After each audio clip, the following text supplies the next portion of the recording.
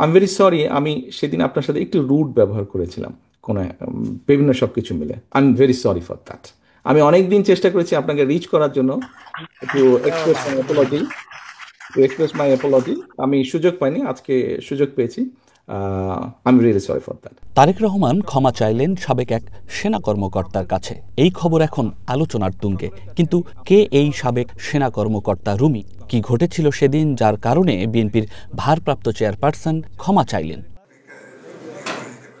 মঙ্গলবার রাতে পূর্ব নির্ধারিত এই বৈঠকে ১০১ জন অবসরপ্রাপ্ত সামরিক বাহিনীর সদস্য উপস্থিত ছিলেন। এতে সভাপতিত্ব করেন বিএনপির মহাসচিব মির্জা ফখরুল ইসলাম আলমগীর, যেখানে সেনাবাহিনীর সাবেক কর্মকর্তারা নানা বিষয়ে কথা বলেন।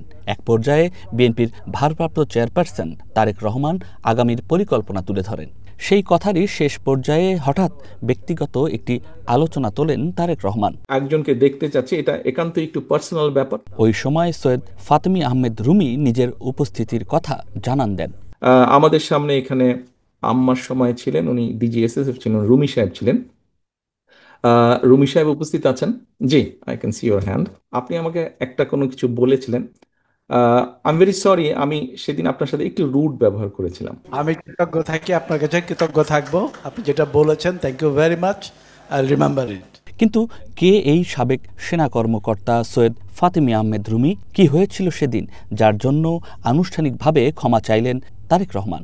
বিএনপি গভর্নমেন্ট স্টেপ ডাউন করার আগে তারা ঢাকা শহরে একটা কাইন্ড অফ শো ডাউন এরকম করেছিলেন এবং একটা প্রোগ্রাম করেছেন যেটা জনাব তারেক রহমান সাহেব এটা অর্গানাইজ করেছিলেন। That was a long march sort of thing from old town to Gabtoli. তা আমরা ওই দিন প্রোগ্রামটা এরকমের ছিল, এটা যেহেতু তারেক সাহেবের প্রোগ্রাম ছিল, ওনারও অনেক ওনার সাথে যারা ছিল তারাও ওই প্রোগ্রামের সাথে ছিল, তারাও মোটরকেডের পেছনে বিরাট একটা গাড়ি বহরে তারাও আসতেছিল। হ্যাঁ, তা আমরা চেষ্টা করছিলাম, যেহেতু এট দ্য ফ্যাগ এন্ড, তখন তো গভর্নমেন্টের পুলিশ টুলিশ এগুলো খুব দুর্বল হয়ে পড়ে, বুঝতে পারছেন, তারা অতটা ভালোভাবে কাজ করতে পারে না, বিভিন্ন কারণ অতটা ভালোভাবে কাজ করতে পারে না। তা আমরা যেহেতু এটা একটা লং প্রোগ্রাম, তা আমরা চেষ্টা করেছি যে ম্যাডামকে প্রপার নিরাপত্তা দেওয়ার জন্য। আমরা বোধহয় বের হয়েছিলাম 1টা-1:30টার দিকে ম্যাডামের বাসার থেকে আর কি, এরকমের সময়। আমি অত একদম ক্লিয়ারলি মনে নাই, বাট যতটুকু মনে আছে তার উপর ভিত্তি করে বলছি। তা আপনার বের হয়ে আমরা, হ্যাঁ, আমি তখন ডিজিএসএসএফ স্পেশাল সিকিউরিটি ফোর্স। আমরা যে আসতেছি অনেক লোকই আপনার চারদিকে রাস্তার দুই পাশে আপনার হচ্ছে, তো হেঁটে হেঁটে খুব স্লো, কিন্তু মানুষ তো ভেঙে পড়তেছে, আপনি এটাকে কীভাবে ঠেকাবেন। But we tried our best, মানুষকে যাতে পেছনের থেকে সবাই আসতেছে। তো এইটা সবাই তো ম্যাডামের আশেপাশে থাকতে চায়, তাই না? এটা একটা কমন প্রবণতা, সবাই তাই চায়, তাই না? এবং সেই সময় আমরা তো সেটা বাধা দিচ্ছিলাম। সেটা অনেকেই হয়তো জনাব তারেক রহমান সাহেবের কাছে বলছে, মানে সিকিউরিটি আমাদেরকে, অথবা স্পেশাল সিকিউরিটি ফোর্সেস তো আমাদেরকে কাছে যেতে দিচ্ছে না, হ্যান ত্যান এইগুলো করে, এরকমের বোধহয় কোনো কমপ্লেন হতে পারে, আমি জানি না, দ্যাটস মাই অ্যাজাম্পশন। তখন তারেক ভাই আমাকে বলছেন, আমাদের একটু কাছে যেতে দেন, মানে আমাদের নেতাকর্মীদের একটু কাছে যেতে দেন, তারাও আপনাদেরকে সহযোগিতা করুক।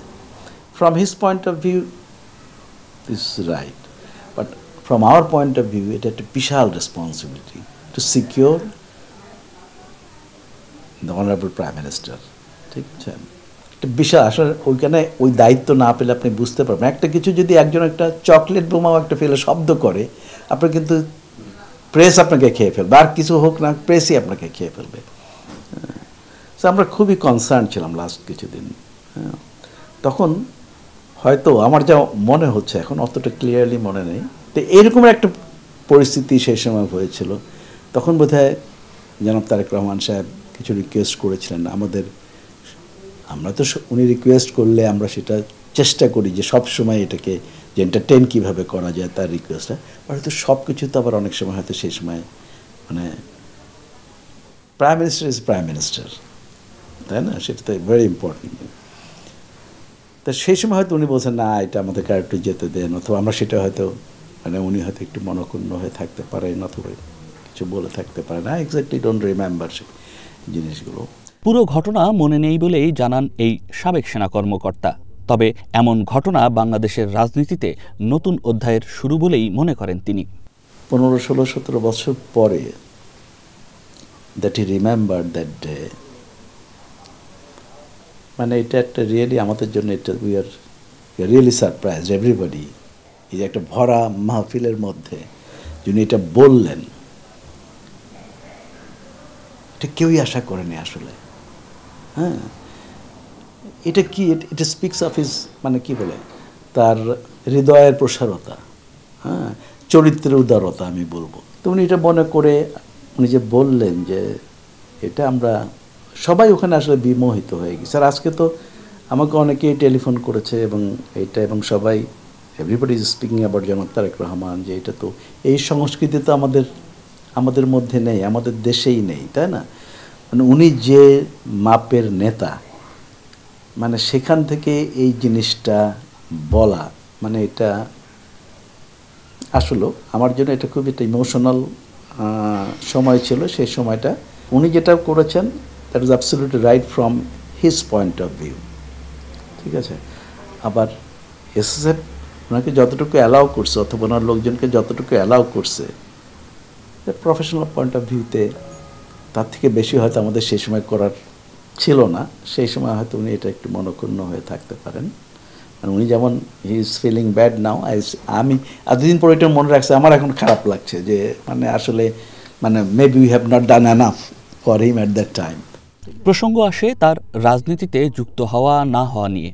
রুমি জানান তার পরিবারের সদস্যরা রাজনীতির সাথে যুক্ত থাকলেও তার এমন কোনো ইচ্ছা নেই। সৈয়দ ফাতেমী আহমেদ রুমির ভাই সৈয়দ মেহেদী আহমেদ রুমি কুষ্টিয়া থেকে বিএনপির মনোনয়নে সংসদ সদস্য ছিলেন, এবারও নির্বাচন করছেন। চরিত্রের উদারতা আমি বলবো। নয়ন আদিত্য, ওয়ান নিউজ, ঢাকা।